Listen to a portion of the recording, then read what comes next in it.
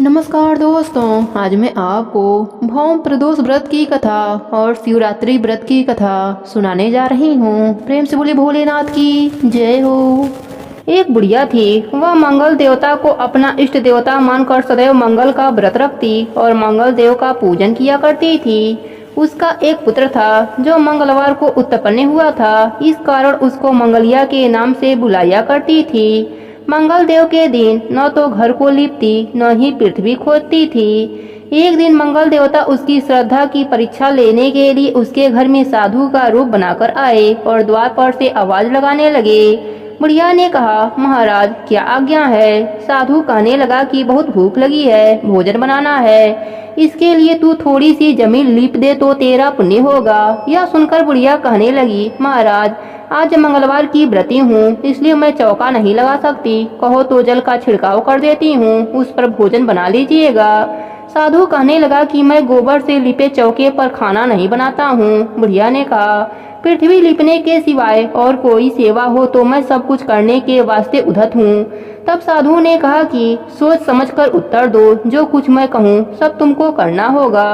बुढ़िया कहने लगे कि महाराज पृथ्वी लिपने के अलावा जो भी आज्ञा करोगे उसका पालन अवश्य करूंगी। बुढ़िया ने ऐसे ही 3 बार वचन दे दिया। तब साधु कहने लगा कि तू अपने लड़के को बुलाकर औधा लिटा दे, मैं उसकी पीठ पर भोजन बनाऊंगा। साधु की बात सुनकर बुढ़िया चुप हो गई। तब साधु ने कहा, बुला ले लड़के को, अब सोच विचार क्यों करती है। बुढ़िया मंगलिया मंगलिया कहकर पुकारने लगी।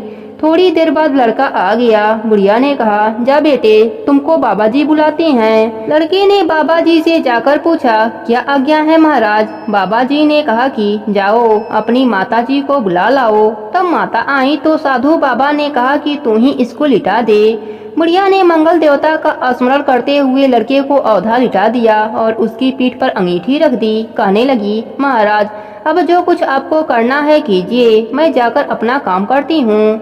साधु ने लड़के की पीठ पर रखी हुई अंगीठी में आग जलाई और उस पर भोजन पकाया। जब भोजन बन चुका तो साधु ने बुढ़िया से कहा कि अब अपने लड़के को बुला लो, वह भी आकर भोग लगा जाए। बुढ़िया कहने लगे कि यह कैसे आश्चर्य की बात है कि उसकी पीठ पर आपने आँच जलाई और उसी को प्रसाद के लिए बुलाते हैं। क्या यह संभव है कि अब भी आप उसको जीवित समझते हैं। आप कृपा करके उसका स्मरण भी मुझको न कराइए और भोग लगाकर जहाँ जाना हो जाइए। साधु के अत्यंत आग्रह करने पर बुढ़िया ने ज्यों ही मंगलिया कहकर आवाज लगाई तो त्यों ही एक ओर से दौड़ता हुआ वह आ गया।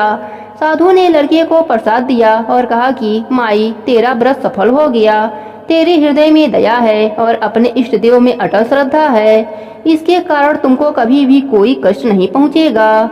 प्रेम से बोले भोलेनाथ की जय हो, मंगल देवता की जय हो। प्राचीन काल में एक जंगल में गुरु ध्रुव नाम का एक शिकारी रहता था, जो जंगली जानवरों का शिकार किया करता था। अपने परिवार का भरण पोषण शिकार से ही किया करता था। एक बार शिवरात्रि के दिन जब गुरु ध्रुव शिकार के लिए निकला, तब संयोगवश पूरे दिन खोजने के बाद भी उसे कोई शिकार न मिला। इस प्रकार दिन भर भूखे प्यासे शिवरात्रि का व्रत हो गया। उसके बच्चों, पत्नी एवं माता पिता को भूखा रहना पड़ेगा, इस बात से वह चिंतित था। सूर्यास्त होने पर वह एक जलाशय के समीप गया और एक मटके में पानी भरकर एक पेड़ पर चढ़ गया, क्योंकि उसे पूरी उम्मीद थी कि आज कोई न कोई जानवर अपनी प्यास बुझाने के लिए यहाँ जरूर आएगा। वह पेड़ बेलपत्र का था और उसके नीचे एक शिवलिंग भी था, जो सूखे पत्तों से ढका होने के कारण दिखाई नहीं दे रहा था। रात का पहला पहर बीतने से पहले एक हिरनी वहाँ पानी पीने के लिए आई। उसे देखते ही शिकारी अपने धनुष पर बाण साधा। उसके हाथ के टक्कर से कुछ पत्ते और पानी शिवलिंग पर गिर गए और अनजाने में शिकारी के पहले पहर की पूजा हो गई। पत्तों की आवाज से हिरनी ने जब ऊपर देखा तो भयभीत होकर शिकारी से कांपते हुए स्वर में बोली, मुझे मत मारो। शिकारी ने कहा, मैं और मेरा परिवार भूखा है, इसलिए तुम्हें नहीं छोड़ सकता। हिरनी भयभीत होकर शिकारी से जीवन दान की याचना करने लगी। बोली, मेरे छोटे छोटे बच्चे हैं और मेरे वापस लौटने का इंतजार कर रहे हैं। मैं उन्हें अपने पति को सौंप आऊं, फिर तुम मुझे मार देना। मुझे बस इतना समय दे दो, झूठ नहीं बोल रही हूँ, तुम मुझ पर विश्वास करो, मैं शीघ्र ही लौट आऊंगी।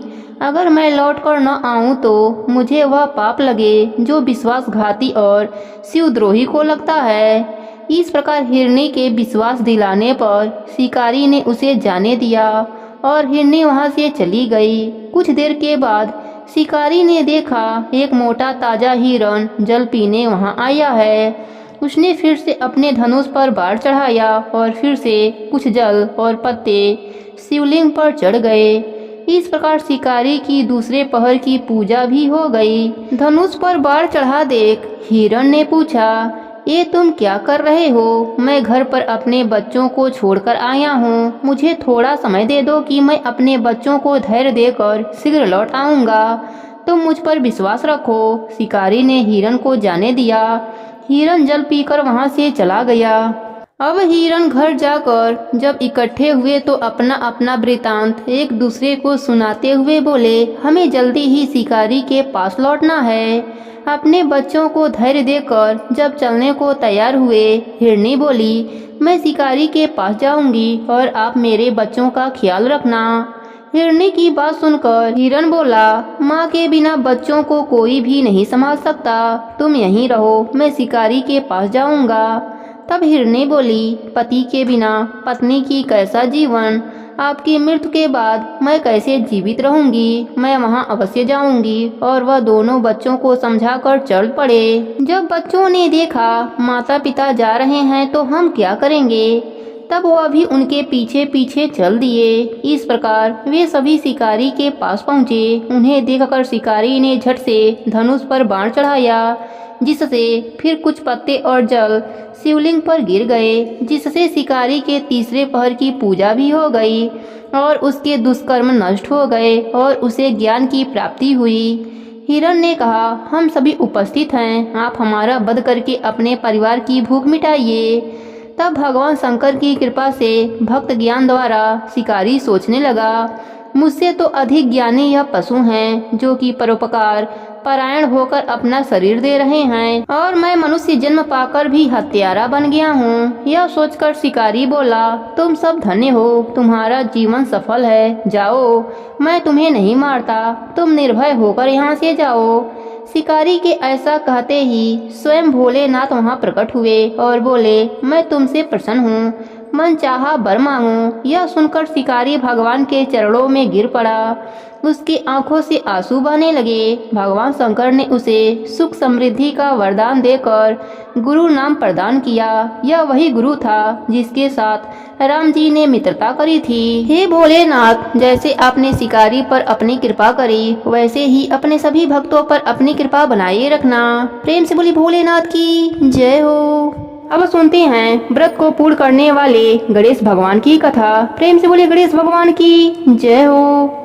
एक समय की बात है, एक नगर में एक ब्राह्मण और ब्राह्मणी रहते थे। ब्राह्मण बहुत ही धनवान था। वह हर कार्य धर्म का करता था। आए हुए अतिथि का सत्कार करता था। भगवान की पूजा पाठ भी बहुत करता था। वह ब्राह्मण होने के सभी कार्य करता था। उसकी पत्नी भी बहुत ही धार्मिक थी और पतिव्रता भी थी। वह धर्म कर्म में हमेशा अपने पति का सहयोग करती थी। एक बार उसे उसके कर्मों के फल से उसके घर में अन्य धन का भंडार भर गया और वह बहुत ही प्रशंसा पूर्वक रहने लगा। वह सभी अतिथियों को सत्कार करता, जिससे उसकी पूरे नगर में वाह वाह होने लगी।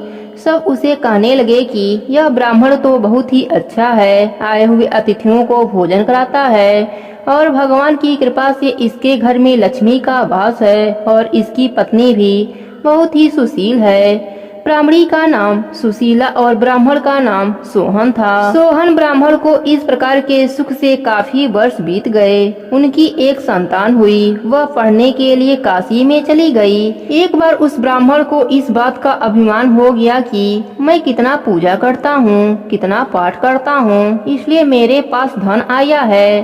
तभी गणेश भगवान को इस बात का पता चला तो उन्होंने सोचा, क्यों ना इस ब्राह्मण की परीक्षा ली जाए और इसे इस बात से अवगत कराया जाए कि वह कितना अभिमानी है। दानी तो है ही, पर दान करने का अभिमान हो गया है। गणेश भगवान ने एक ब्राह्मण की उत्पत्ति की और उस ब्राह्मण को धरती पर भेजा और कहा, सोहन ब्राह्मण के यहाँ भिक्षा के लिए जाओ और उससे भिक्षा मांग कर लाओ। इस प्रकार वह गणेश भगवान की रचना से वह ब्राह्मण धरती पर आया। उसके फटे पुराने कपड़े थे, वह दिखने में दरिद्र लग रहा था, वह भूख प्यास से तड़प रहा था। सोहन ब्राह्मण के दरवाजे पर जाकर खड़ा हो गया और भिक्षा के लिए याचना करने लगा। कोई मुझे भिक्षा दे दो, कोई मुझे भिक्षा दे दो। तभी सोहन ब्राह्मण को पता चला कि कोई याचक आया है। वह दरवाजे के बाहर आया तो एक फटे पुराने हाल में बुरी अवस्था में एक ब्राह्मण खड़ा मिला। परंतु उसे देख उसके मन में आया कि यह कैसा ब्राह्मण है, दरिद्र दिख रहा है, ब्राह्मण जैसे इसके कोई निशान नहीं। सोहन ब्राह्मण ने कहा, कहिए आप किस लिए मेरे दरवाजे पर आए हैं? तब ब्राह्मण बोला, मैं भी एक ब्राह्मण हूँ, मैं बहुत गरीब हूँ, मेरी दशा बहुत खराब है, मैं भूख प्यास से कई दिनों से तड़प रहा हूँ, मुझे भिक्षा दे दीजिए, मैं भोजन करना चाहता हूँ। तब सोहन ब्राह्मण बोला, मैं ऐसे किसी ब्राह्मण को भिक्षा नहीं देता जिसमें ब्राह्मण की कोई निशानी न हो, ना ब्राह्मण जैसा दिखाई देता हो। तुम तो इतने दरिद्र हो, तुम जरूर वैश्य होगे या शूद्र होगे। इस प्रकार की बातें सोहन ब्राह्मण उससे कहने लगा। तब ब्राह्मण बोला, मैं गणेश भगवान का भक्त हूँ, गणेश जी की आराधना करता हूँ, परंतु मेरे पूर्व जन्म के पाप हैं, इसलिए मैं इस धरती पर इस रूप में हूँ, परंतु मैं भगवान गणेश जी का परम भक्त हूँ। तब सोहन ब्राह्मण को हंसी आई और बोला, तुम और गणेश भगवान का भक्त? अगर तुम गणेश भगवान के भक्त होते तो तुम्हारे घर में भंडारे भरे होते, तुम इस तरह दरिद्र नहीं होते। देखो, गणेश भगवान का भक्त मैं हूँ, मुझे किसी भी चीज की कोई कमी नहीं है, मेरे घर में भंडारे भरे पड़े हैं, अन्य धन की वृद्धि हो रही है, मेरी पत्नी भी सुलोचना है, वह भी धर्मवती है, हम दोनों पति पत्नी सुखपूर्वक अपना जीवन व्यतीत कर रहे हैं। तुमने जरूर कोई बुरे कर्म किए होंगे, इसलिए तुम दरिद्र मनुष्य बने हो, परंतु तुम ब्राह्मण नहीं हो सकते। ऐसे ही बातें करते करते उसे काफी देर हो गई। तब उस दरिद्र ब्राह्मण ने कहा, आप मुझे भिक्षा दीजिए ताकि मैं अपने भूख तृप्त कर सकूं। पर सोहन भिक्षा देने से मना कर दिया, बोला, मैं ऐसे ब्राह्मण को भिक्षा नहीं दे सकता जो भिक्षा के योग्य ही न हो। ऐसी बात सुनकर उस दरिद्र ब्राह्मण को बहुत गुस्सा आया। उसने उस ब्राह्मण को श्राप दे दिया और कहा, तुम इतने मोटे ताजे दिख रहे हो और तुम्हें ब्राह्मण होने का अभिमान है, इसलिए तुम बैल बन जाओ। तभी ब्राह्मणी बाहर निकली और अपने पति को बैल बना देखकर उस दरिद्र ब्राह्मण से कहा, तुमने मेरे पति को श्राप देकर बैल बना दिया, जाओ तुम भी खर बन जाओ और खर बनकर इधर उधर फिरते रहो। यह सुनकर उस गरीब ब्राह्मण को और गुस्सा आया और उस ब्राह्मणी से कहा, जाओ तुम पिचासनी बन जाओ। इस प्रकार वह तीनों अपने अपने इस मनुष्य की योनि को छोड़कर पशु बन गए, तीनों जंगल में चले गए। वह ब्राह्मणी बहुत नित्य नियम करने वाली और पति परायण थी, इसलिए उसे पिचासनी बनकर भी उसे पता रहा कि यह बैल मेरा पति है। वह उसके पीछे पीछे ही रहा करती थी और उसकी सेवा करती थी, बैल को हरी हरी घास लाती और उसे खिलाती। इस प्रकार करते करते कई महीने बीत गए। एक दिन वह पिचासनी घास तोड़कर लाई और ब्राह्मण बैल को डाल दिया। तभी वह खर कहीं से घूमता फिरता वहीं आ गया और उस बैल का घास खाने लगा। पिचासनी को क्रोध आया कि यह तो वही खर है जिसने हमें श्राप दिया था और उसे मारने के लिए दौड़ी। खर भी दौड़ा, खर आगे आगे भागता रहा और पिचासनी उसके पीछे पीछे दौड़ती रही। तभी एक गणेश भगवान का मंदिर आया, दोनों उसके सीढ़ियों पर चढ़ गए और लड़ते झगड़ते गणेश भगवान के मंदिर में आ गए। दोनों के पैरों में दुर्बा फंसी हुई थी। वह दुर्बा जाकर गणेश भगवान के आगे गिर गया और वह दोनों भी गिर गए। पिचासनी के हाथ में भी दुर्बा थी। वह दुर्बा हवा का झोंका आया और गणेश भगवान के सूर पर जाकर चढ़ गया। गणेश भगवान आंखें खोली, यह मुझे दुर्बा चढ़ाने वाला कौन है भक्त? गणेश भगवान आंखें खोली तो वह पिचासनी नजर आई। गणेश भगवान प्रसन्न होकर ब्राह्मणी से वर मांगने को बोले। ब्राह्मणी ने कहा, प्रभु आप मेरे पति और मुझे पहले जैसा कर दीजिए। फिर गणेश भगवान की कृपा से वह ब्राह्मण और ब्राह्मणी पहले के रूप में आ गए। ब्राह्मण गणेश भगवान से क्षमा मांगने लगा। गणेश भगवान प्रसन्न होकर ब्राह्मण को क्षमा कर दिए। ब्राह्मण कई महीनों के बाद अपने घर आया और सभी के साथ दया भाव से रहने लगा और गणेश भगवान का नित्य नियम करने लगा। साथ ही नित्य नियम से दुर्वा भी चढ़ाने लगा।